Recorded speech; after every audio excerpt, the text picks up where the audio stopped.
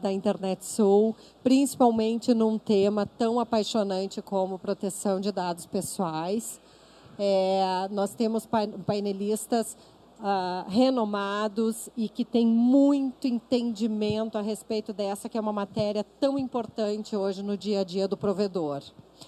Sem mais delongas, apresento Marcelo Pacheco, diretor comercial da IntegraSul, controle e imunidade virtual, formado em marketing pela FTech, com certificações Trend Micro, Fortinet e Security Officer.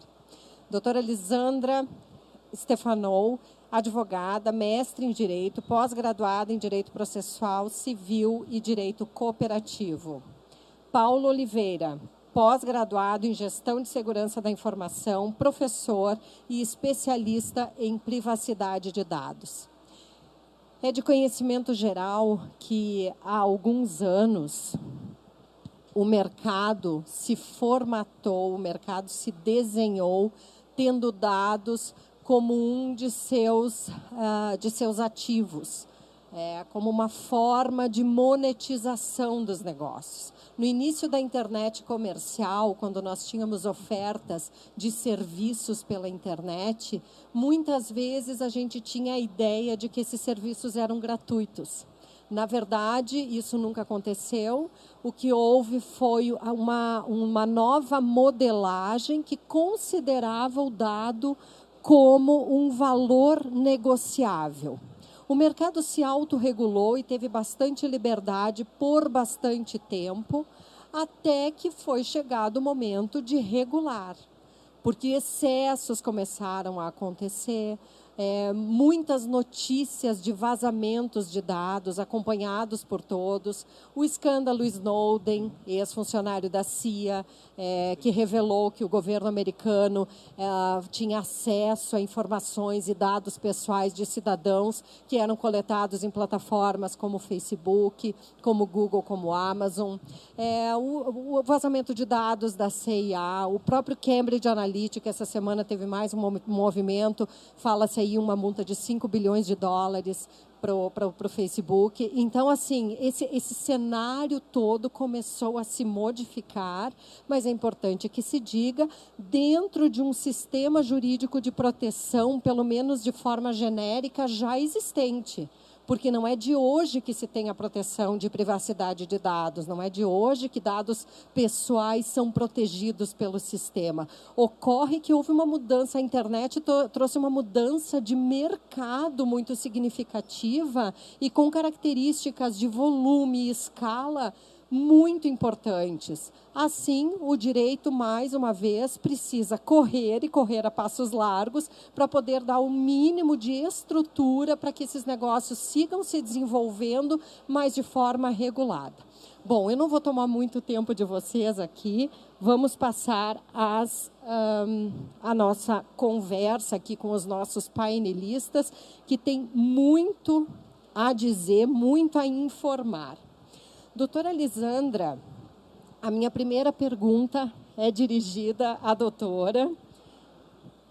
Eu acho que é importante a gente fazer um esclarecimento inicial a respeito de que dados a legislação se refere. O que efetivamente está sendo protegido pela Lei Geral de Proteção de Dados? São quaisquer dados, de quaisquer naturezas? Explica um pouquinho para a gente. Boa tarde a todos. Boa tarde, doutora Andréia. Obrigada pelo convite, a meus colegas aqui painelistas. Indo diretamente à resposta ao questionamento, a Lei Geral de Proteção de Dados, ela se relaciona a dados pessoais de pessoas físicas. O titular dos dados é a pessoa física. E diz respeito a aqueles dados, nome, CPF, identidade e também aos dados sensíveis. O que são dados sensíveis pela legislação? São aqueles dados que podem impactar em algum tipo de discriminação ao seu titular, como raça, religião, sexo, patologias, doenças. Então, isso são dados sensíveis. A Lei Geral de Proteção de Dados, então, ela busca proteger esses dados pessoais, sejam eles sensíveis ou não. Certo. Marcelo, pela tua experiência de muitos anos trabalhando com segurança, o que as empresas já fazem em termos de proteção? E como é que você percebe a preocupação, a conscientização em relação a esse novo padrão, a esse novo paradigma de proteção? Bom, boa tarde a todos. Boa tarde, a doutora Andréia, a doutora Lisandra, o Paulo. É um prazer estar aqui falando com vocês a respeito da LGPD, é um tema que está bastante em voga ainda. Bom, a maioria das empresas hoje, a visão de segurança da informação com o advento da LGPD está sendo um tema bastante falado dentro das organizações. Eu acho que os provedores da internet acabam sendo algo bastante afetado pela LGPD, como as empresas. Eu acho que as tecnologias utilizadas hoje na parte de segurança são tecnologias padrões. Eu acho que toda empresa tem um firewall, tem um antivírus, ainda um modelo muito tradicional, né? E eu vejo a LGPD uma oportunidade de melhorar os processos das empresas, tanto quanto dos provedores, ou seja, a gente conseguir mapear onde estão esses dados sensíveis, onde estão essas informações, para a partir daí eu conseguir utilizar ferramentas que me permitam proteger essas informações, né? Então, eu acredito que o advento da LGPD vem para auxiliar a melhoria na questão da segurança da informação. Acho que a gente não pode ter uma visão como sendo algo punitivo, e sim algo que vai melhorar o processo e a garantir uma segurança do armazenamento dessas informações, né? Acho que esse é o ponto bem positivo que a LGPD vai nos ajudar, e eu vejo como sendo uma oportunidade para melhorar esses processos. Perfeito. Paulo, como gestor de segurança da informação, você enxerga a LGPD como algo totalmente inovador nesse segmento? Como é que tem sido a tua experiência nesse sentido? Ótimo. Boa tarde, então, a todos. É um prazer estar aqui, os colegas também aqui na bancada. Bom, a LGPD ela não trouxe conceitos novos, conceitos assim extremamente nunca vistos, inovadores do ponto de vista de informações que a gente já conhece no ramo da tecnologia. A LGPD ela basicamente tirou debaixo do tapete temas, assuntos que sempre estiveram em voga, porém não eram levados em consideração em muitas organizações, né? Sem generalizar, é claro. Mas do que eu estou falando? Eu estou falando de classificação da informação. Todos aqui, em algum momento, já ouviram falar desse tema, né? Muitos aqui, empresas que já trabalharam, possuem uma política de classificação da informação na sua organização, mas provavelmente não segue à risca, né? Também, privacidade por design. Quem não ouviu falar sobre cuidar a forma que está iniciando um projeto, quer seja com seus dados, quer seja com o pessoal que está trabalhando com ele, né? Desenvolvimento seguro. Há quanto tempo já se fala sobre isso? Ou seja, também temos aspectos jurídicos, regulatórios. Então, a LGPD ela deu alguma, né, deu uma roupagem nova para alguns termos, mas são todos termos que nós já ouvimos há muitos anos atrás. Então, não, a resposta é não. Ela não veio trazer nada novo, nada que a gente nunca tenha ouvido falar. São termos, né, que, em algum momento da nossa vida, se a gente não ouviu, deveria ter ouvido falar. Muito obrigada, Paulo. Doutora Lisandra, no mundo jurídico a gente sabe que toda lei tem uma linha mestra, né? Então, comenta um pouco para o provedor e para aquele interessado nesse novo momento da proteção de dados, quais são os principais direitos, fundamentos, princípios, qual é o vetor que nos norteia na LGPD? A LGPD, embora ela ainda não tenha entrado em vigência, vai entrar em vigência agora em agosto de 2020, ela já traz algo desde 1988. Por que 1988? Porque a Constituição Federal é de 1988 e o grande princípio que está sendo protegido pela Lei Geral de Proteção de Dados é o direito da personalidade, ao dado pessoal, ao titular do dado pessoal, que é a pessoa física. Então, isso já é resguardado lá pelo artigo 5º. Os princípios trazidos pela LGPD, que vão ser resguardados cada vez mais e fortalecidos, são os direitos da personalidade, que, inclusive, agora viram direitos fundamentais dentro da Constituição Federal recentemente, através de uma emenda constitucional. Então, ele vem fortalecido. Perfeito. Muito obrigada pelos esclarecimentos. Uma pergunta direcionada agora ao Marcelo e ao Paulo. A gente reconhece o provedor de internet como uma empresa cuja atividade tem natureza tecnológica. Na visão e na experiência de vocês, Marcelo, uma empresa de segurança da informação, Paulo, gestor de segurança da informação. Isso é um facilitador na implantação de um projeto? Como é que vocês... ou existem cuidados adicionais e o projeto se torna, de alguma forma, mais complexo? Bom, falando da questão tecnológica, isso pode ser um facilitador, porque é uma empresa que já está engajada no meio tecnológico, já tem conhecimento da questão técnica, de onde pode estar trabalhando a melhoria na segurança, né? Acho que esse é um ponto bem importante, porque muitas empresas não têm essa visão, né? Porém, ele é um provedor de serviço, né? Então, ele, além dos dados dele mesmo, ele lida com dados de terceiro, que isso eu acredito ser um ponto até que nós estávamos discutindo antes, juridicamente, né? É um ponto bem relevante, porque muitas informações que estão hospedadas, principalmente em provedores que provém o serviço de hospedagem de aplicações, sites, colocation, assim por diante, são de terceiros, né? Mas esses dados estão sendo operados, ou seja, pelo esse provedor. Então, ele também tem uma questão jurídica a levar em conta, né? Ele tem que saber que dados estão lá dentro, ou se calçar juridicamente num contrato com o seu cliente, dizendo até onde vai a sua responsabilidade. Porque nós trabalhamos na área de segurança, temos sempre a visão de que o cliente, quando hospeda algo em um provedor ou num serviço em nuvem, né, nessa questão ele tem uma falsa visão de que ele está contratando também uma segurança que é intocável. Ou seja, eu coloquei a minha solução na cloud, eu não tenho que me preocupar mais com nada. Então, acho que o dever de empresas provedoras de internet também é deixar bem claro para o cliente até onde que vai as suas responsabilidades. Para ele saber que também, de repente, ele tem que investir em segurança para proteger aqueles dados deles que estão dentro do provedor, que o provedor simplesmente está ofertando o espaço para ele estar colocando aquela informação lá, mas a segurança é a responsabilidade do cliente, né? Senão, ele vai ficar uma coisa que, de repente, o provedor vai responder por um problema que não é nem dele, né? Perfeito. Paulo, eu vou te passar o microfone para tu fazer a tua contribuição. Não há muito mais o que acrescentar, né, sobre o que o Marcelo colocou, ele expôs muito bem, mas o que eu posso agregar aqui ao que ele colocou para a gente é o engajamento por parte dos provedores, né? Em vários aspectos que o Marcelo citou ali, cabe os provedores de serviço buscarem, né, entender mais sobre o tema, qual é a sua responsabilidade em cima desse assunto. Então, em cima de todos os tópicos levantados ali, eu posso agregar colocando a necessidade de entender até onde vai, né, o escopo da atuação do provedor para tomar as devidas providências, até pela questão do tempo que nós temos de aplicação, de adequação, né? Passo a passo de microfones aqui. Mas é bem importante essa colocação e talvez um pouquinho mais adiante, quando a gente vai falar aqui dos agentes de tratamento e separação das responsabilidades, a gente vai até compreender um pouquinho melhor qual é a responsabilidade jurídica do provedor de internet num cenário de um serviço como esse que o Marcelo e o Paulo comentaram conosco.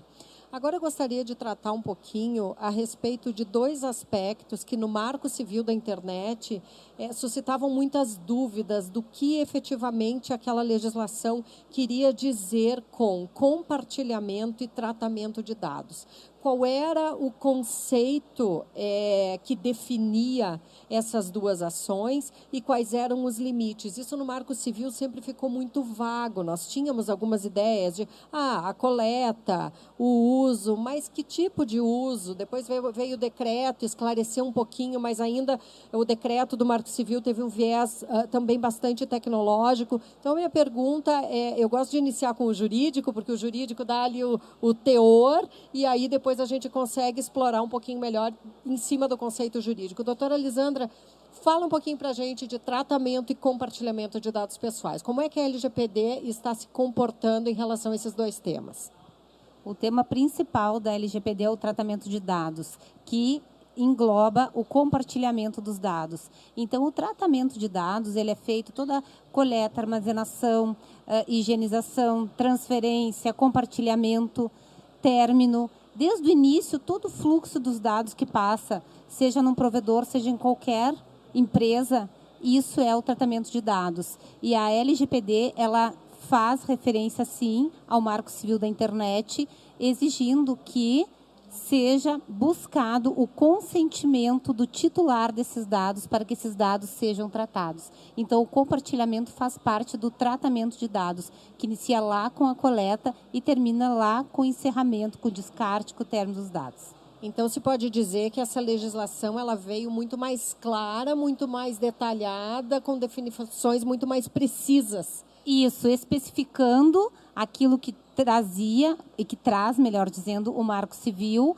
mas também fazendo referência e fortalecendo aquelas políticas de privacidade, de respeito e de direitos do próprio Marco Civil. Perfeito. Marcelo, a legislação ela traz algumas disposições com relação ao término do tratamento. Ou seja, uma vez coletados os dados, feito o uso para a finalidade definida, para o consentimento que foi fornecido por esse titular, existe um momento em que isso se finda. De que forma a tecnologia pode auxiliar o provedor ou uma empresa que trata dados a gerir, digamos assim, esse momento do término, até considerando que a legislação também prevê exceções. Por exemplo, o provedor poderia seguir utilizando esses dados para uso próprio, ou mesmo por uma obrigação legal. Existe uma ferramenta que possa auxiliar, que tu tenhas conhecimento, que possa auxiliar nesse sentido? Bom, claro que isso é uma questão bastante sistêmica, né? Ou seja, dependendo muito do sistema também que o provedor utiliza, o próprio sistema pode ter essa possibilidade de monitorar todo o fluxo da informação e finalizando, a partir do momento que o final do tratamento, ele eliminar esse dado, né? Existem soluções, sim, que conseguem monitorar arquivos tanto em banco de dados quanto em sistema de arquivos para saber mudanças que tiveram naquele dado por um determinado momento, ou seja, quando aquele dado realmente foi eliminado ou não. Então, existe tecnologia para isso. Claro que existe para isso, requer um investimento, né? Isso a gente sempre tem que... Sempre quando a gente fala em segurança da informação, quanto mais seguro, quanto mais compliance eu quero estar, eu vou ter que investir mais para isso, né? Não existe uma bala de prata lá que eu consiga dar um tiro que resolva tudo, né? Mas existe tecnologia para isso, tá? Isso com certeza. E essas tecnologias, como tu disseste, né? Não tem uma bala de prata, com uma única tecnologia, um único investimento, eu consigo alcançar todos digamos assim, as obrigações, as exigências dessa lei. Essas tecnologias, elas se conversam, elas são integradas? Sim, essas tecnologias podem... Hoje, cada vez mais o mundo da segurança, isso é até uma coisa interessante, os players de segurança de informação mudaram um pouco o paradigma que antigamente eles só conversavam com tecnologias dele mesmos, né? Hoje não, hoje a maioria das soluções elas são com APIs abertas, né, que podem ser conectadas por outras plataformas, e isso possibilita mesmo em sistemas desenvolvidos internamente eu conseguir conectar em tecnologias de players mundiais para poder estar fazendo esse trabalho. Então, acho que a questão as ferramentas conversarem, isso é um ponto que os próprios players estão mudando muito para isso. Abrir APIs para poder possibilitar essa integração. Perfeito. Isso facilita com certeza e muito o dia a dia do provedor e de qualquer empresa que trate dados. Paulo, como gestor da informação, da segurança da informação, a gente sabe que uma empresa hoje nem sempre trata todos os seus dados internamente. Ela tem aí contratados terceiros que tratam esses dados, com quem ela compartilha para também finalidades específicas. De que forma você recomenda que um provedor faça a gestão e tenha o controle sobre o que está sendo feito com esses dados que são compartilhados? Perfeito. Bom, aqui ela colocou os agentes de tratamento, né, no papel do controlador e do operador, né? Então, só recapitulando, o controlador é quem celebra o contrato com o indivíduo, a pessoa física, e o operador é quem suporta, né, quem presta apoio para o controlador oferecer os seus serviços. Neste caso, é necessário que haja tanto medidas jurídicas, né, no resguardo aí, a nível de contrato, contemplando todos os itens, né, juridicamente falando, que nós temos aí pessoas hábeis para colocar, mas a níveis técnicos nós temos que garantir, né, que os fornecedores aonde os provedores irão compartilhar as informações dos indivíduos estejam compliance com o requisito da lei, com os requisitos da lei. Como que a gente verifica isso? vejam por esse lado. Vocês, provedores, nós aqui, empresas, estamos nos adequando, estamos investindo, estamos buscando conhecimento, né, estamos aí ajustando nossos fluxos e processos internos. Cabe a nós fazer a mesma exigência dos prestadores de serviço que nos apoiam. Então, é fundamental, desde já, começar a questionar os nossos fornecedores. Vejam, o prazo, nós temos aí um período, né, até lá vocês precisam estar adequados à regulamentação, pois, a partir do momento que vocês não estão adequados, nós também, né, de quebra, também não estamos. Nós temos as questões das multas ali, que depois vai ser explicado melhor, mas ocorre ali uma questão solidária. Então, independente do lado que estiver mais fraco, os dois vão pagar o preço. Né? Então, é fundamental que nós, enquanto controladores, né, os provedores, quando compartilhamos os dados, cobremos os nossos fornecedores, que são os operadores, que eles estejam tão aderentes quanto nós, né, para que todo esse ecossistema funcione atendendo à legislação. Muito obrigada, Paulo, pelos esclarecimentos. Bom, eu pretendo entrar num tema agora que é um tema familiar para o provedor, muito embora seja mais afeito a uma outra outorga, que é a outorga de STFC, que é a portabilidade. A lei trouxe uma exigência de que os controladores tenham, digamos assim, a condição de portar os dados dos titulares. Iniciando pela doutora Elisandra, passando pelo Marcelo, finalizando com o Paulo, dentro das áreas de vocês, quais são os desafios que vocês percebem no tópico específico da portabilidade? O Facebook tem já um link, digamos assim, né? Your Facebook Informations. E aí você faz o download de um documento que você tem ali acesso a todos os teus dados que estão até o momento disponíveis naquela plataforma. Mas eu gostaria de ouvi-los do ponto de vista jurídico, técnico e de gestão, como é que isso se comporta dentro de uma empresa. Bem, eu me peço um pouquinho de paciência, só para falar de 3 princípios e finalidades básicas da LGPD a serem observadas pelos provedores, tá? Que é a finalidade, por que o dado pessoal vai ser coletado, a transparência, para que ele vai ser coletado e a finalidade, o porquê que eu estou coletando. Finalidade, né? A transparência. Por que isso?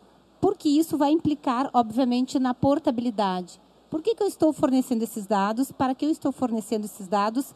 E o que vai ser feito com os meus dados? Né? Então, a partir desses 3 princípios é que vai chegar a portabilidade. Por quê?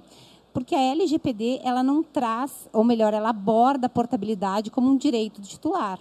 Eu sou titular e eu posso portar, né, requerer a portabilidade. Porém, a medida provisória que foi convertida em lei, agora ainda no mês de julho, ela facilitou, flexibilizou, do ponto de vista jurídico, a portabilidade. Por quê? Porque ela prevê que a portabilidade, embora seja um direito do titular, ela poderá ser exercida quando houver uma norma regulamentadora pela Agência Nacional de Proteção de Dados, pela Autoridade Nacional de Proteção de Dados. Então, nós vamos ter que aguardar juridicamente quais vão ser as normas colocadas, apresentadas pela Autoridade Nacional de Proteção de Dados, a serem seguidas, então, pelos provedores e demais entidades, né, que vão tratar dados pessoais. Bom, tecnicamente, falando, a portabilidade é um desafio, na realidade, né? Porque se nós temos que entender juridicamente até onde vai essa portabilidade. Se eu pegar o dado do provedor A, minhas informações pessoais, e fazer esses dados migrarem para o provedor B.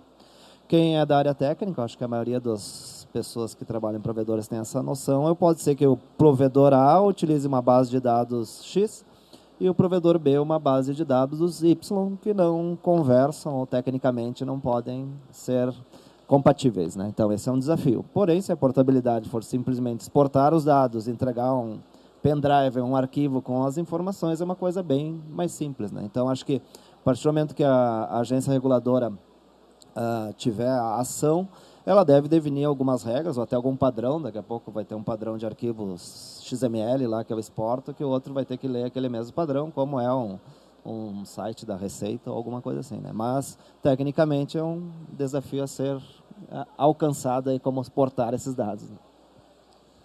Complementando o que foi colocado, né, a gente viu aqui que, em alguns aspectos, nós precisamos ainda aguardar algumas definições que virão da autoridade nacional, que está sendo criada e estruturada. Mas podemos abordar alguns outros aspectos aqui referente à portabilidade. Por exemplo, para que isto aconteça a contento, né, precisamos identificar onde que os dados estão. Né? Então, aquele mapeamento do ciclo de vida dos dados é muito importante, que é onde, né, foi colocada também a complexidade de realizar isso. Por onde entram os meus dados, quem tem acesso, o que é feito com eles, né, do que se alimenta, onde mora, para onde vai, para onde foi e por aí vai. Né? Então, a gente tem que ter este mapeamento bem claro para ter o controle das informações, para quando for o caso, se for o caso, né, a portabilidade, se for entendido que é igual a movimentação, né, seria remover os dados de onde está e migrá-los para uma outra entidade. Né? E a gente não pode esquecer também que a gente está falando do aspecto físico, dados físicos, dados que estão em backup, nas fitas, folhas. Né? Em relação a este assunto, a este tópico, é mais para reflexão, não é o objetivo da resposta. Mas precisamos pensar sobre isso, tá? Porque pode acontecer um caso de um indivíduo solicitar portabilidade, a gente informar que efetuou, e daqui a pouco ele vai lá, não, mas eu preciso de um contrato com o meu nome. Se não tiver uma salvaguarda legal, o contrato não foi exemplo legal, mas se não tiver uma salvaguarda legal para manter aquela informação física, né, está incorrendo aí, de repente, num não atendimento do requisito. Então, temos que pensar no dado físico e pensar no ciclo de vida dos dados. Perfeito.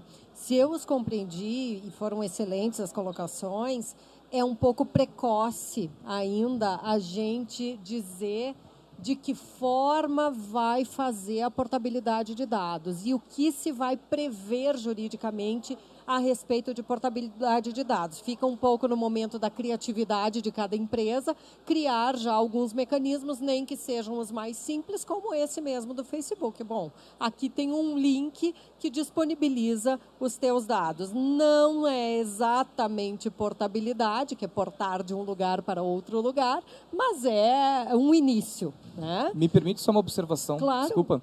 Um ano e 2 meses atrás, no Instagram, para atender a GDPR, ofereceu a opção de baixar os dados. Né? Não estou falando de portabilidade, mas de poder baixar os seus dados. E ao oferecer isso, o indivíduo baixava seus dados, que é um direito também que está imposto, veio automaticamente a senha do usuário em texto claro no relatório. Ou seja, incorreu já para uma vulnerabilidade. Né? Então, ou seja, o que isso nos traz? A gente tem que trabalhar enquanto há tempo para fazer adequação. Fazer, né, correndo, no vai cavalo ali, a gente vai incorrer nesses problemas que daqui a pouco vai ser pior do que se não tivesse feito efetivamente. Com certeza. Então, é o tempo para poder implementar, para poder testar, para poder validar. É a solução da mais simples à mais complexa. Perfeito. Agentes de tratamento.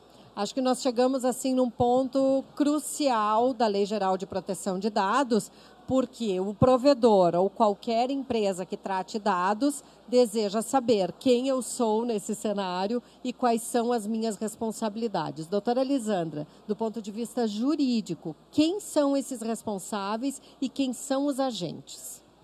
Veio claramente na LGPD discriminado 3 atores fundamentais, né? 2 deles que têm implicações legais de responsabilização definidos. O controlador. O controlador é aquele que que decide o que vão ser feito com os dados pessoais. É o gestor dos dados. O operador é o que faz o tratamento dos dados pessoais. E o operador, o encarregado, também denominado DPO, é aquele que vai fazer a comunicação entre a autoridade nacional e o titular dos dados. Vai ser, agora fazendo um plágio aqui da doutora Andréia, vai ser o saque, né, do tratamento dos dados pessoais.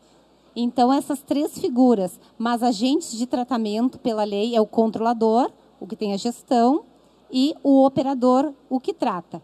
E o encarregado, não, este é o que vai fazer a relação entre a agência, o titular e, obviamente, controlador e operador. E as responsabilidades, ainda para a doutora Lisandra. Esses agentes de tratamento, do ponto de vista da legislação, que tipo de responsabilidade é atribuída a cada um deles e o limite desta responsabilidade? A responsabilidade do controlador e do operador, ela é solidária, ou seja, ambos podem responder e, posteriormente, um se eximir, comprovando a responsabilidade do outro. Ela é objetiva. O que significa uma responsabilidade objetiva? É aquela responsabilidade que não se perquire, que não se questiona a culpa. Basta que haja um vazamento, basta que haja um incidente com o dado pessoal para que o controlador e o operador respondam. Ela é a mais ampla possível. Ela é pecuniária, ela é moral, coletiva e solidária. Muito obrigada, doutora Lisandra. Bem preocupante, né? Porque a gente percebe, inclusive nos estudos que a gente acaba fazendo e acompanhando algumas matérias, e mesmo com os clientes e tudo mais, que nasce aí um novo sistema a ser atendido. E com implicações muito severas.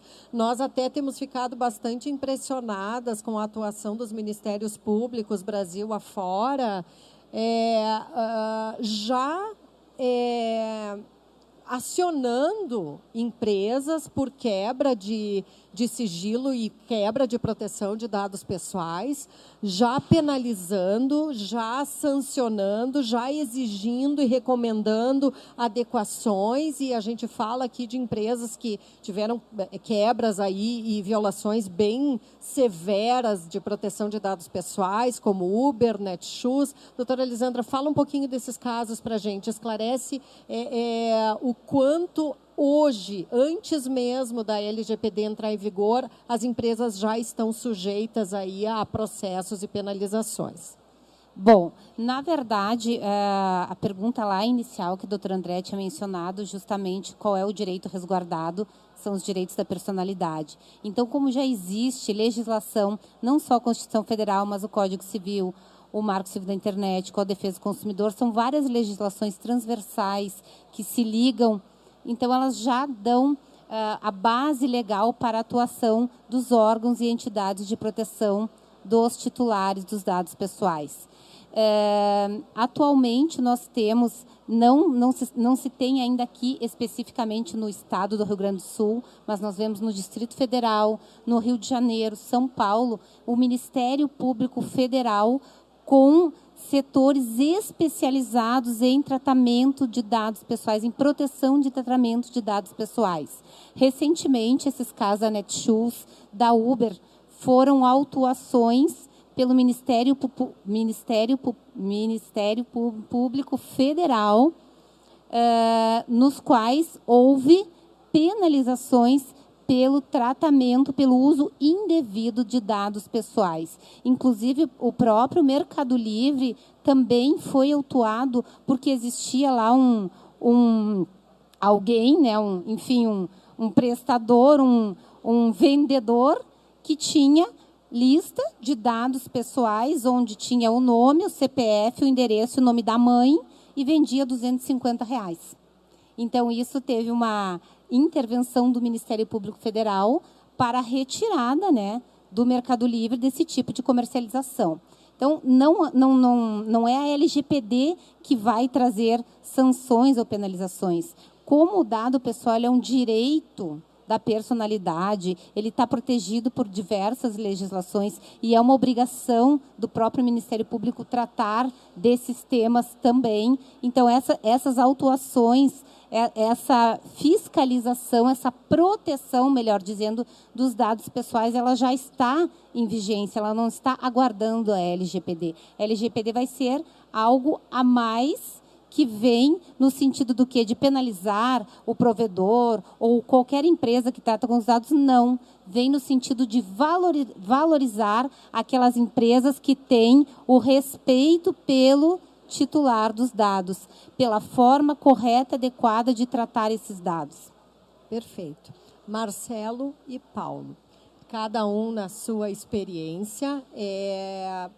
A gente percebe na fala da doutora Lisandra que o sistema jurídico caminha no sentido de acompanhar o desenvolvimento, mas não só o desenvolvimento das empresas e da tecnologia, mas uma mudança completa de paradigma, onde empresas de um determinado segmento hoje se declaram no mercado empresas de tecnologia. E eram, por exemplo, montadoras de automóveis. E hoje se declaram empresas de softwares. Então, dentro da própria organização, existe uma tendência natural do crescimento da tecnologia, que era um setor, né, da empresa, e acaba chegando num nível que a empresa passa a se dedicar talvez mais, ou vira o core business dela, o desenvolvimento de sistemas ou a própria tecnologia de comunicação. Neste contexto, vocês têm observado o setor de TI dentro das empresas crescer na mesma proporcionalidade?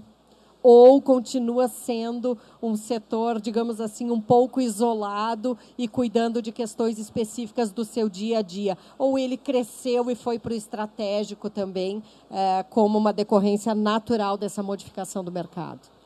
Bom, falando da LGPD em si, eu acho que a área de TI está sendo a área que está dando o start. Não sei se... Porque, ou seja, eu vejo que a LGPD é algo multidisciplinar, né? Ou seja, ela tem que envolver a empresa como um todo. Mas a área de TI é que ela está dando start para o processo de implementação da LGPD, né?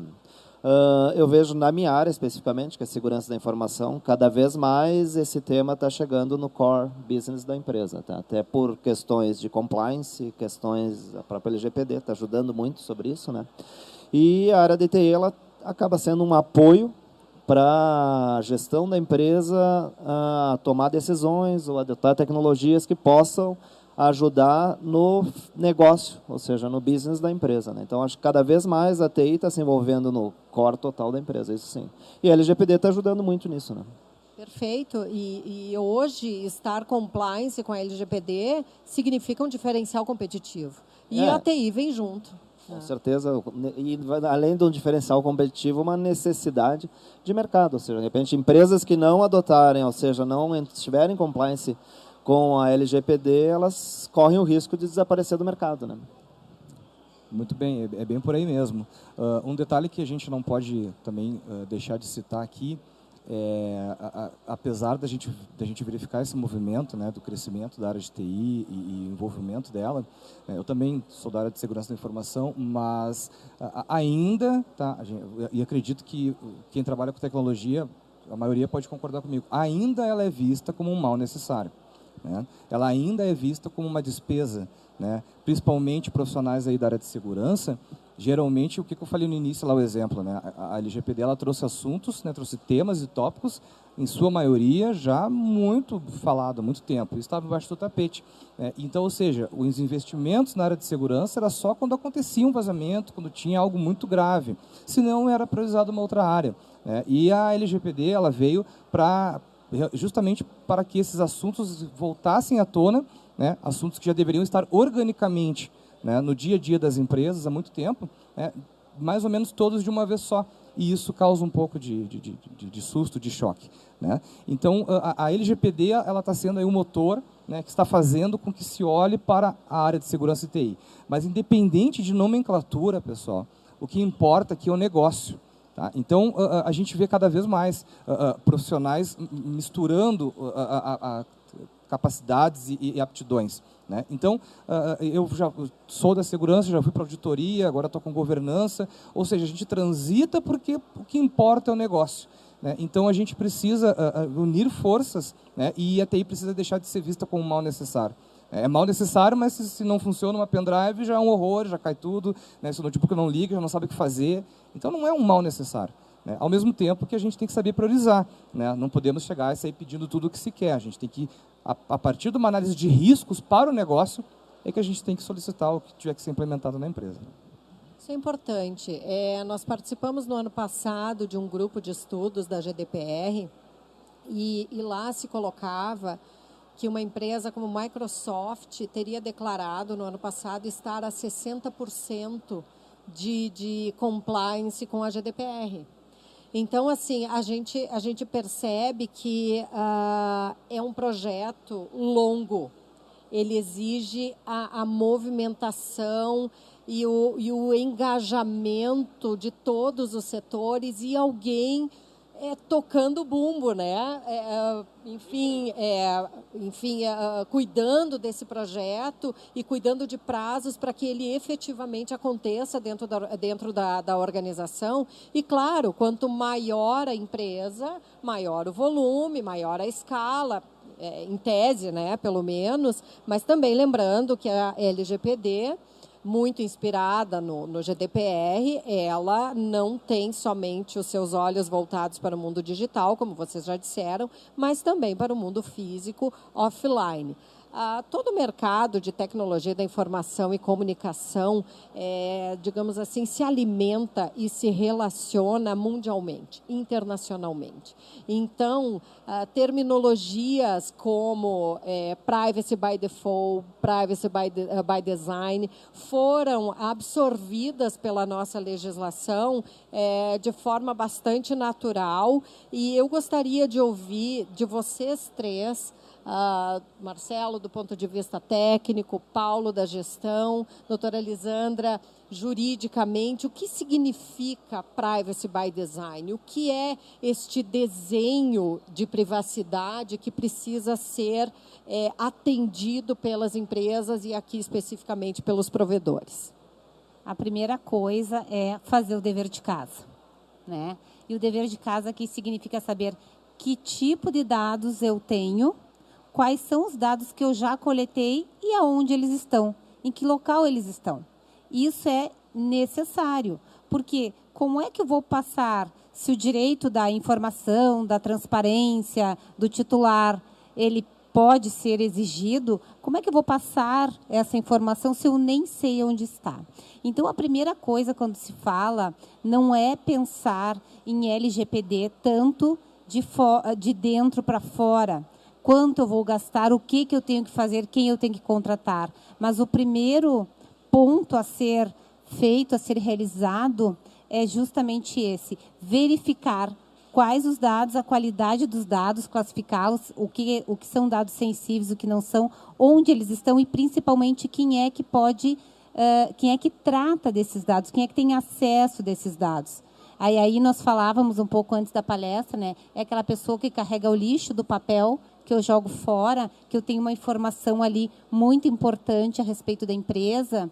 É o pessoal do RH, porque também quem trata dos contratos, das relações de trabalho, também diz respeito, né, a dados pessoais, quando eu contrato, as informações que eu tenho, ao banco de currículos que eu tenho, dos profissionais que pretendo ou não venha a contratar. Então, tudo isso pode ser começado, pode e deve ser feito já, sem necessidade de se pensar, olha, eu vou gastar, vem tudo de fora. Comece de dentro, fazendo esta verificação, esse mapeamento dos dados. É a primeira recomendação. Perfeito, doutora Lisandra. E, inclusive, o nosso escritório desenvolveu um material, que é um manualzinho que tem dentro da sacolinha azul que vocês receberam, material da Internet Sul, com algumas orientações fundamentais e um mínimo viável. É um conceito já absorvido pelo setor de tecnologia e existe um mínimo viável jurídico também para atendimento que a gente entende como um primeiro passo. Tem que começar por algum lugar. E ali a gente tem um passo a passo de 5 etapas que podem ser esse pontapé inicial dentro da organização de vocês. O primeiro movimento. E, claro, depois vai se aprofundando. Agora, o desenho está na lei. Então, assim, fica a dica. Leiam a lei, especialmente no capítulo das boas práticas e governança, porque ali tem muita coisa que pode orientar o projeto. E eu gostaria de, nesse momento da palestra, deixar alguma coisa prática para o provedor, que ele possa levar já de imediato para o seu dia a dia, que ele possa chegar segunda-feira na empresa e dizer, bom, eu vou fazer isso, eu vou pegar este vetor aqui e vou começar o meu projeto. Marcelo, então contribui um pouquinho aí do ponto de vista da tecnologia, o que pode ser feito de imediato? Bom, acho que foi muito bem colocado aí os pontos de como startar o processo, mas eu sempre gosto de deixar bem claro que uma LGPD não é um monstro, né? A gente não tem que se assustar, como já foi colocado, são coisas para quem é da área de segurança que a gente já estava cansado de ouvir e tentar, no meu ponto de vista, tentar explicar para as empresas que isso era necessário, né? Então, isso nós temos que ver como uma oportunidade.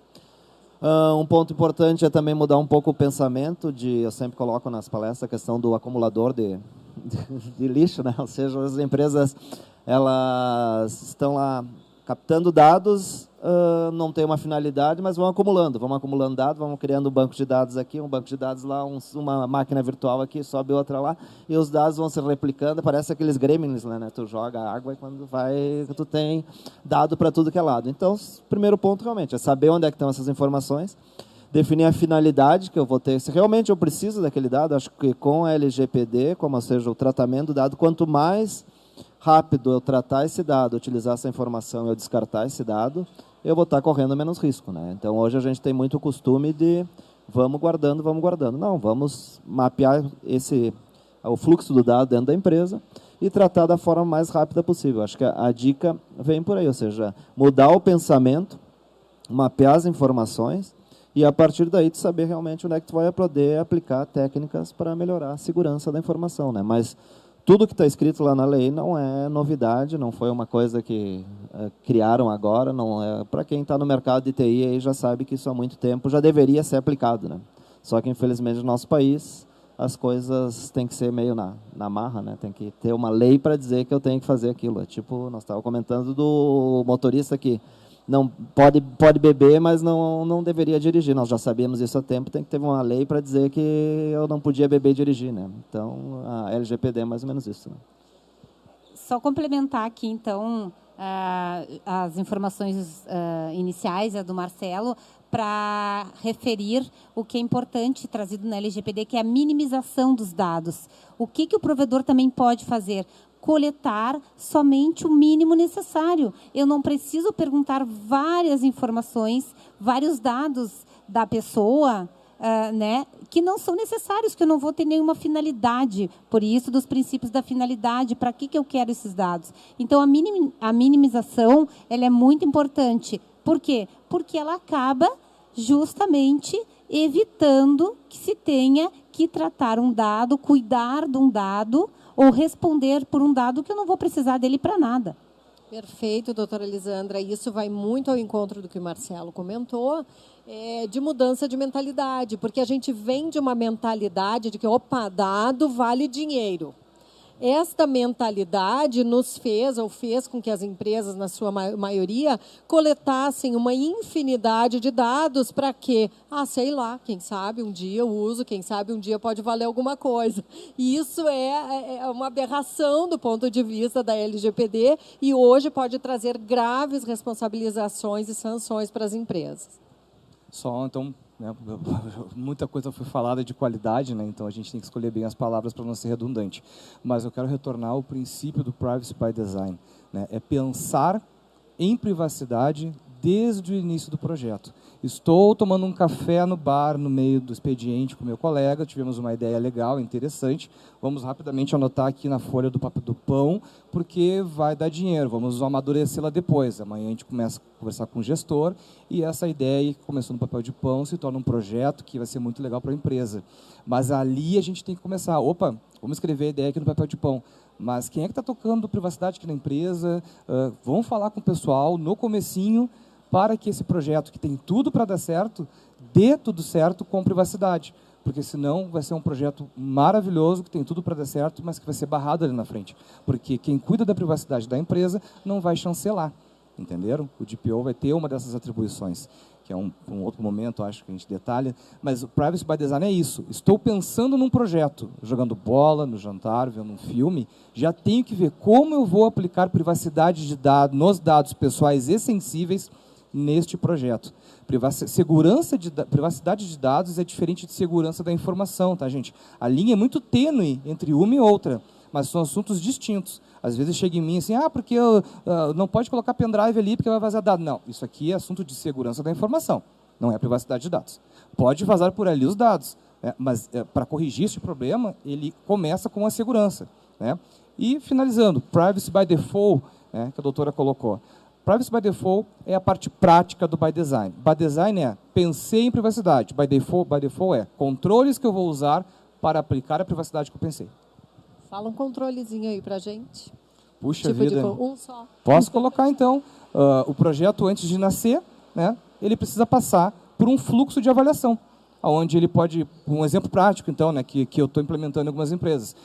É difícil, dependendo do volume da empresa, todos os projetos da empresa passarem por esta equipe, né, a avaliação. A gente entende que, no métodos ágeis, no momento de disrupção, a gente está criando uma camada que vai ser um gargalo na organização. Então, sugestão minha, tá? Não quer dizer que seja, né, aplicada a todas as empresas, mas acho que vale. Estabeleça um apetite de risco a nível de privacidade. Quanto, né, a empresa está disposta a correr um risco? Porque a gente vive de correr riscos. Eu não estaria aqui se não tivesse correndo alguns riscos, né? E está falando algo que, de repente, eu posso estar me equivocado. Então, a gente tem que correr riscos, né? Então, a empresa, qual é o apetite dela em relação aos riscos? Depois disso definido, define um formulário ali com perguntas de sim ou não, né, onde rapidamente tu consegue ter um fio, ter um termômetro daquele projeto, a que ponto ele pode estar ou não, tendo a possibilidade de vazamento de dados. A partir dessas respostas de sim ou não, com algum cálculo ali que a área de risco, ou metodologias vão te dar, aí informa, esse projeto está 65% aderente. Poxa, mas o meu apetite de risco tem que estar abaixo de 50%. Então, passou de 50%, tem que passar para a equipe, avaliar. Não passou de 50%, chegou a 30%, bypass, vai embora e a gente assume o risco. Entendeu? Se olha quando puder, por exemplo. Então, é um controle que dá para aplicar aí para dar uma otimizada no projeto.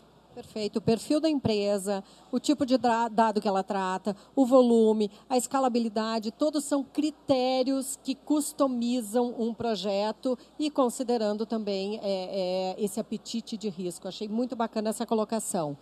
Para os três agora, iniciando pela doutora Lisandra e considerando a atuação do Ministério Público, Brasil afora, nos dias atuais. Ocorreu o incidente de vazamento de dados dentro da empresa. O que fazer de forma imediata? Comunicar à autoridade nacional. Claro, como a autoridade nacional ainda não está existindo, fazer os relatórios. Tem que relatar. E se for possível, na medida do possível, sempre comunicar o titular dos dados. Esse é um princípio principal. Inclusive, nessas duas autuações aí do Ministério Público Federal, junto à Uber e à Netshoes, uma das exigências era justamente comunicar o titular dos dados pessoais que esses dados tinham sido vazados. Então, se ainda não existe autoridade nacional para que seja comunicada, eu comunico o titular, faço o relatório e documento tudo para deixar o que princípio inicial, transparência. Perfeito, perfeito. Muito importante, e lembrando um pouquinho desses casos também, e do que a gente escuta no mercado e acompanha, muitas empresas são vítimas de extorsão. Né?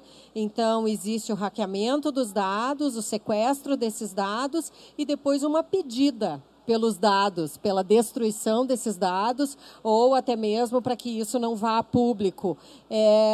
E a gente tem acompanhado o Ministério Público muito severo com a empresa que cede a esse tipo de iniciativa. Então, não tem saída, é comunicar às autoridades, O melhor, evidentemente, é iniciar a sua política, ter dentro da empresa boas práticas, compliance, a gente sabe de tudo isso, mas ocorreu um incidente, comunica as autoridades, comunica o titular, cria um comitêzinho de crise ali, chama o jurídico, chama os técnicos, chama os gestores, os administradores e cria uma ação emergencial para se comunicar com o mercado a respeito do acontecimento. É a melhor forma, inclusive, de salvar a imagem ou de minimizar os impactos negativos na imagem da empresa. Gostaria de complementar alguma questão, doutora? Só complementando, não dá mais para ter aquela mentalidade de querer esconder as coisas embaixo do tapete. É isso, essa poeira que eu vou varrer para baixo do tapete, isso é isso que vem não só a LGPD, mas que os órgãos, a atuação forte do Ministério Público aí tem sido incisiva nesses aspectos. Por quê? Porque a partir do momento que houve um vazamento e é tomada uma ação, né, uma atitude para minimizar, para reverter isso, é isso que é olhado, é isso que é verificado. Não adianta querer entender que a imagem da empresa ela vai ser preservada, se esconder. Não, pelo contrário. Aí sim é que nós vamos ter uma irreversibilidade, muitas vezes, dentro daquilo que poderia ter sido minimizado. Complementando novamente, né, nós estamos falando do que foi falado até agora. Gestão de incidentes, né? Termos uma política e realmente tratarmos gestão de incidentes dentro da empresa. Estarmos preparados para que, quando aconteça um incidente, a gente tenha um script para saber o que fazer, né? Estamos falando aqui muito de gestão de riscos, priorizar as áreas onde pode ocorrer um vazamento de dados, onde tem a maior possibilidade da ocorrência disso, para que se invista financeiramente, a nível de processo, nessas áreas, né? Então, estamos falando aqui, de novo, de conceitos que as empresas, independente do tamanho dela, uma startup de 5 pessoas, uma empresa de 10 mil pessoas, pode ter essas áreas. Não precisa ter um nome, temos aqui gestão de incidentes, é uma pessoa. Não, nós temos que ter isso no nosso DNA, no dia a dia, né? Só complementando, não sei se os colegas iam falar, mas ontem, né, saiu, então, uma ISO, que trata de privacidade de dados, a ISO 27701/2019, que é uma padronização internacional sobre privacidade e proteção de dados pessoais. Ou seja, até então, e a gente vai continuar falando, que a ISO 27001 é um bom norte para realizar a aplicação da LGPD. Mas agora nós temos uma que trata específica disso, como virão outras, e temos outras já existentes. Então, ou seja, não há desculpas para que eu não sei o que fazer, por onde começar. Existem já ISOs, padrões, frameworks, já muito bem estabelecidos no mercado há anos, que nos auxiliam muito na implementação da LGPD. Tecnicamente falando, eu acho que a partir do momento que houve um vazamento de dados, um hackeamento, é importante. Existem ferramentas, tu consegue buscar como essa invasão aconteceu, ou seja, entender como que aquele ataque acabou ocorrendo, até porque ele acaba sendo um aprendizado. Acho que a questão de segurança da informação ela é cíclica, né? A gente às vezes aprende com uma situação de crise. Então, eu tive um ataque, como que ele ocorreu, eu tive um vazamento de informação, como que ele ocorreu, e com isso eu poder trabalhar para melhorar isso, que é isso que eu acho que é um dos pontos de vista até que é próprio Ministério Público, um juiz, na hora de analisar um caso, ele vai levar isso em consideração se a empresa estava adotando boas práticas, se ela tinha de relatórios, ela conseguiria enxergar como é que aconteceu aquele vazamento e mostrar que ela está melhorando aquele caso para não poder acontecer novamente, né? Perfeito. Nós temos mais 2 tópicos e vamos abrir para perguntas. O próximo tópico que eu gostaria de tratar é do papel e da responsabilidade do poder público quanto ao tratamento de dados pessoais e proteção dos dados pessoais, e enxergando o provedor de internet, que muitas vezes presta serviços para o poder público e, eventualmente, possa ter acesso a essa base de dados do poder público, e um outro, digamos assim, complicador. Nem sempre o poder público é o mais atualizado em segurança da informação, até porque o contexto de contratação do poder público é é sempre muito moroso, ele precisa abrir uma licitação e tudo mais. E como fica o provedor vulnerável nessa situação, onde ele é operador de um controlador que não tem as medidas necessárias de proteção e segurança da informação? Primeiro, para a doutora Lisandra, para ela nos dizer um pouquinho como é que o poder público se comporta dentro da legislação enquanto tratador de dados pessoais. Bem, o poder público ele não foge da LGPD, ele tem um capítulo exclusivo para ele. Logicamente que por ser poder público, por ele exercer um munus público, né, ele ter uma função obrigatória estatal de legítimo interesse, do interesse público, tem situações que ele não vai precisar obedecer rigorosamente às disposições da Lei Geral de Proteção de Dados, como, por exemplo, nos casos de segurança pública, né? De saber, de perquirir, fazer persecução penal. Logicamente, ele não vai precisar pedir a autorização aí, certo? Mas ele não se exime de ter a responsabilidade pelos dados pessoais que ele trata e que ele coleta. E o poder público é um dos maiores coletadores de dados pessoais. A gente tem Receita Federal, INSS, FGTS, e todas são... E cada vez mais, o poder público, embora ele seja lento na sua estruturação técnica, ele exige, porque ele cria plataformas de acesso. Por exemplo, é o meu INSS, o meu imposto de renda, tudo através o e-social, tudo são plataformas que se conversam. E o que se tem percebido muito no poder público é justamente esta falta de cuidado do controle desses dados, porque os dados se conversam, mas não há nenhum rigor, porque aí clica assim, pede assim, clique se você quer identificar aonde você se encontra, sua localização. E essa localização vai se comunicar com outras plataformas, com outros aplicativos do próprio governo, né? Então, isso aí realmente é um desafio, é uma situação que a gente não tem uma resposta de como o poder público vai se comportar. Espera-se que ele siga muito aquilo que a iniciativa privada está fazendo, mas certamente, assim como já existe a lei de acesso à informação, a lei de improbidade administrativa, outras legislações voltadas para os órgãos públicos, para as entidades públicas, também a LGPD vai ter esse papel aí junto ao poder público, né? E o provedor, obviamente, se ele tiver um acesso a essas informações e o vazamento acontecer por conta de uma falta do controlador, que seria a administração pública, ele vai estar isento, porque é uma das formas de isenção de responsabilidade você dizer que não foi você, né? Você comprovar que não foi você que deixou vazar esses dados ou comprometer os dados pessoais de algum titular. E como que a gente faz como é que a gente garante essa isenção? Né? Por exemplo, eu já passei por cenários semelhantes, né? E uma das formas que a gente busca evidenciar, porque vejam só como é sensível esse cenário, né? Assim como vai acontecer no poder público, vai acontecer de empresas privadas aí que vão querer contratar vocês, os serviços de vocês, a empresa vai estar 0% compliance e ela vai exigir de vocês 150%. Tá? Já está acontecendo isso, né? Então, grandes empresas aqui do Rio Grande do Sul, cobrando startups, já encaminham um Excel com 175 questões, e a gente sabendo que essa empresa não está aderente, mas não importa, né? O fornecedor, o provedor, ele não precisa correr mais rápido que a lei, ele precisa correr mais rápido que o seu concorrente. Né? Então, se o provedor 1 estiver aí 35% ok e o provedor 2 estiver 10%, vai ganhar o que estiver mais perto da conformidade. Então, até uma reflexão em relação a, puxa, daqui a pouco vão prorrogar, não vai pegar, é um dos argumentos que a gente coloca, né, corroborando de que isso vai funcionar e já entrou.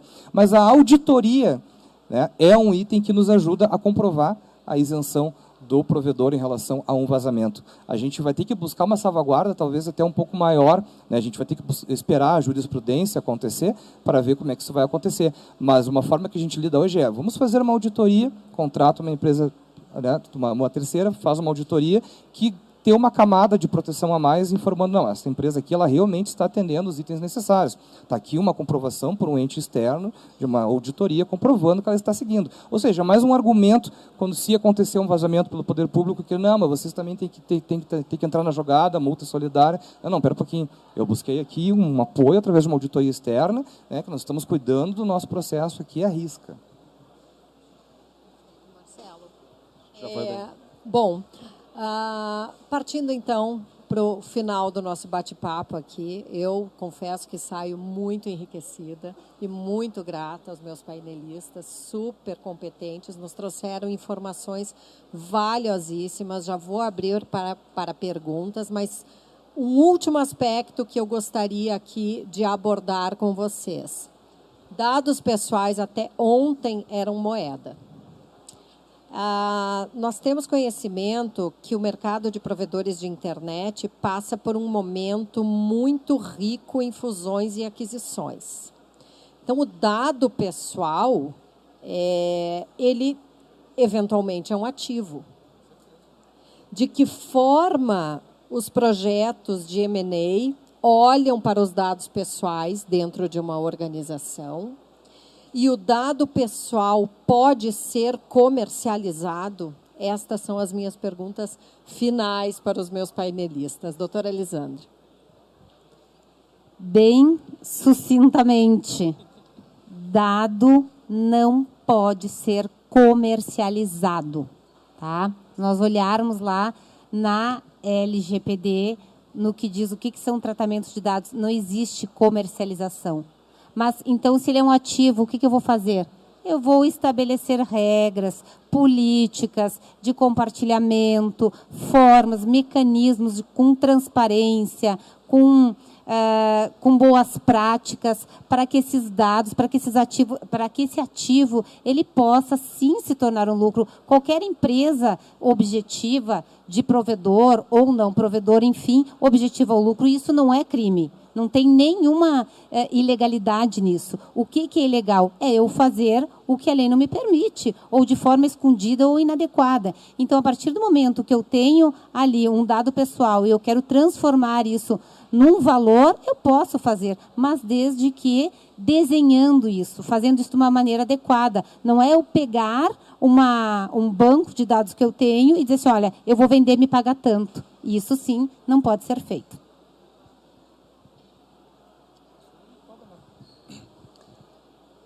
Bom, não tem muito mais o que ela colocou, é perfeita a colocação dela, mas é importante a gente salientar.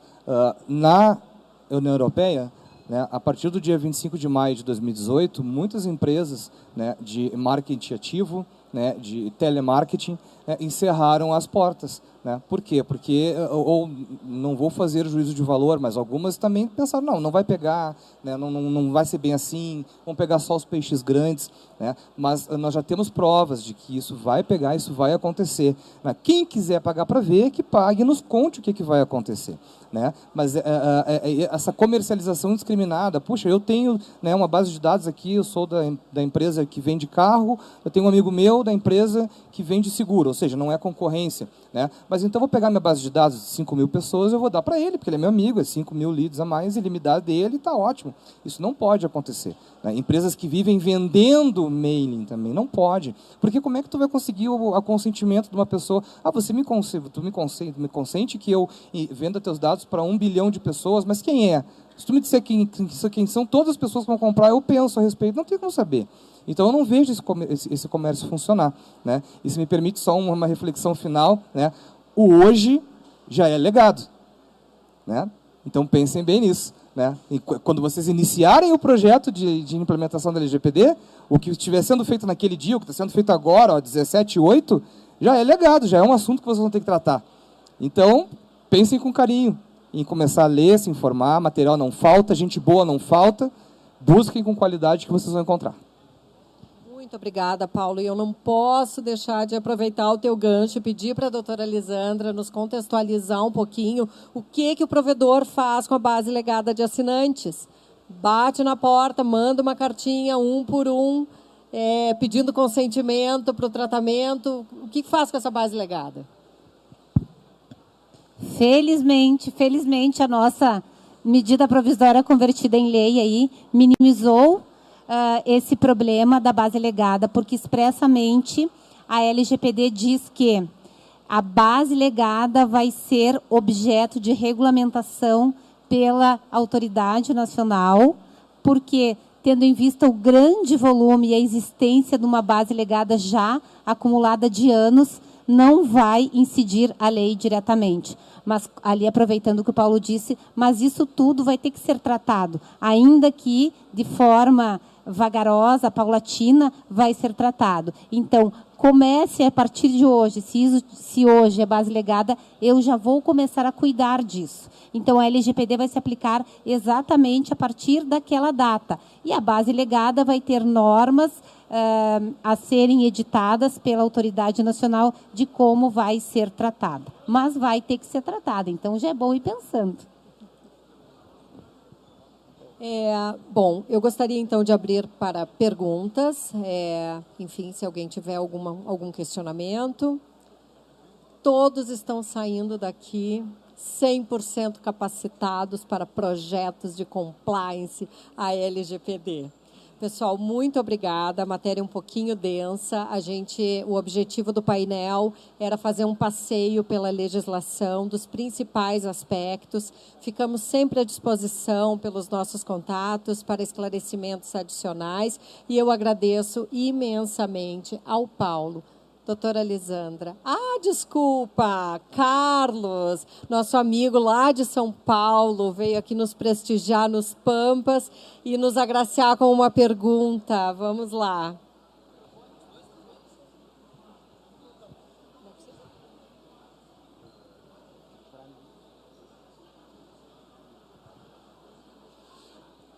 Uma das áreas que estão mais integradas e que você tem muita informação é a área financeira, né? Então, só vou fazer um comparativo para fazer a pergunta. E uma das áreas onde tem mais informação das pessoas é a área da saúde, que está desintegrada, né? Então, a pergunta vem justamente nesse sentido, né? Onde vocês entendem que esta legislação pode impactar no avanço em prol do usuário, né? No avanço, onde o impacto vai ser maior, uma vez que essas ilhas de excelência estão sendo muito discutidas pelos big data, etc, etc. Na saúde ou na área financeira? Porque são as duas grandes áreas que eu vejo que tem aí um grande desafio. O grande desafio, pelo menos do ponto de vista jurídico aqui, é na área da saúde, porque a área financeira ela já está organizada, ela já vem de uma organização, ela já tem legislações específicas. O que nós temos na LGPD e na área da saúde? A LGPD ela trata a área da saúde como um dado sensível, e é um dado sensível. E, além disso, ela traz ainda um artigo, um dispositivo claro, dizendo que os dados sensíveis da área da saúde só podem ser tratados exclusivamente por profissionais de saúde, né? Então, o que nós temos aí? Nós vamos ter um grande desafio, porque na área da saúde vai ter que ter um envolvimento muito grande. Por quê? Porque esse trânsito, se nós pegarmos o médico, vamos falar bem objetivamente, o médico ele já tem dentro da sua profissão o sigilo médico. Todo mundo sabe que um prontuário médico ele é sigiloso. Isso não é novidade, não precisa vir a LGPD para dizer. Mas e quando sai do prontuário médico? Quando vai para o laboratório, daí vai para a recepcionista, daí vai para a autorização, daí vai para o saque, daí vai pelo WhatsApp. Bom, é isso sim. Isso agora vai ser um desafio grande para quem atua no mercado e na área de saúde. Por quê? Porque agora a lei ela é bem clara, não fica restrita mais o sigilo médico, né, dos dados da saúde, mas somente por profissionais de saúde. Então, vai ter que ser muito cuidado, porque aquilo de tirar a foto do laudo, do atestado. E outra coisa, pessoal, não é só o trânsito dentro de clínicas, hospitais, laboratórios, mas também dentro do RH das empresas. Por quê? Porque aquele funcionário que fica doente e leva o atestado médico e lá tem a informação da patologia, da doença, ou do motivo do afastamento, inclusive com o CID. Isso aí é dado sensível e bem sensível, né? Tem o médico do trabalho da empresa? Tem. O médico trabalha, conversa com recursos humanos, conversa. Mas como é que vai ser essa conversa? Isso tem que ser organizado, porque agora, se era fragmentada essas informações na área da saúde, dentro de algumas responsabilidades, inclusive doenças de notificação compulsória, nós temos agora esse viés que vai ter que linkar e vincular a profissionais da saúde tratando dados pessoais. Só para contextualizar, no caso Netshoes, tem um parágrafo muito importante na recomendação do Ministério Público. Vejam que a gente não está falando de uma plataforma de saúde, mas onde foram identificados nesse vazamento usuários que compraram equipamentos de pressão. E isso foi considerado pelo Ministério Público dado sensível relacionado à pessoa. Então, a gente vai precisar aguardar o mercado se estabilizar, a mentalidade mudar, o judiciário se posicionar, porque a gente também precisa evitar excessos, né, de uma lei de tal forma impositiva e fundamentalista, digamos assim, que ela cabe nela mesma. E aí é uma lei que não pega, também não seria uma novidade, porque o mercado atropela. Então, é a busca do equilíbrio para que todos possam se favorecer, controladores, operadores e titulares. Por favor, pelo adiantado da hora, mais alguém teria uma questão a ser colocada? Eu gostaria de pedir se os meus painelistas têm algumas considerações finais que gostariam de fazer, ou se... Então, muito obrigada a todos e até uma próxima oportunidade.